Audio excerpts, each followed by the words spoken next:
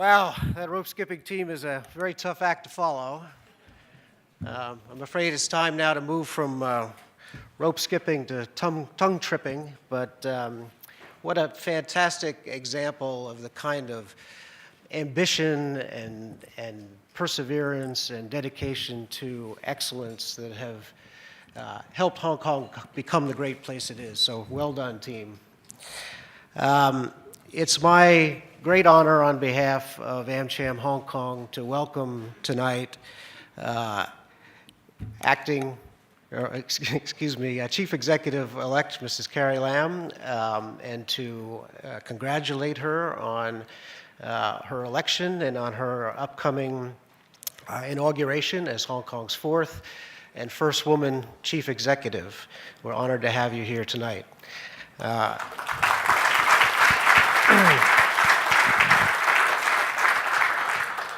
I welcome also our other honored guests tonight, U.S. Consul General Kurt Tong, Consul General for Hong Kong and Macau, Acting Commissioner of the Ministry of Foreign Affairs in Hong Kong, Ms. Tong Xiaoling, Chief Secretary of the Hong Kong SAR, Mr. Matthew Chung, U.S. Deputy Consul General in Hong Kong and Macau, Mr. Thomas Hodges, and the other government secretaries, executive council members, and legislative council members who are here this evening.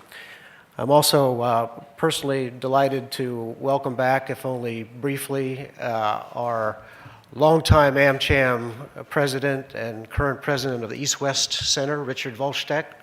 Richard, great to see you here tonight. And our many other distinguished guests and good friends who are here with us this evening.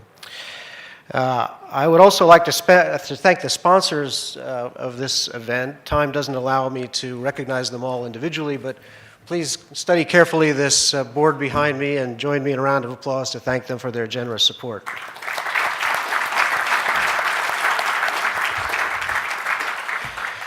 As Chief Secretary Chung observed in his excellent article published a few weeks ago in the South China Morning Post, the 20th anniversary of the return of Hong Kong is something of great interest, not just to local people and people in the mainland, but also to the foreign companies, foreign chambers, and many thousands of expatriates who have made Hong Kong their home. As the Chief Secretary wrote, it's fair to say that most of these adopted family members love this place as much as any born and bred Hong Konger. All of them, too, want to see Hong Kong shine even brighter on the international stage under one country, two systems. It's very true that many of us have made Hong Kong our home, including folks like those old-timers in the past chairman video, as well as young people like myself. I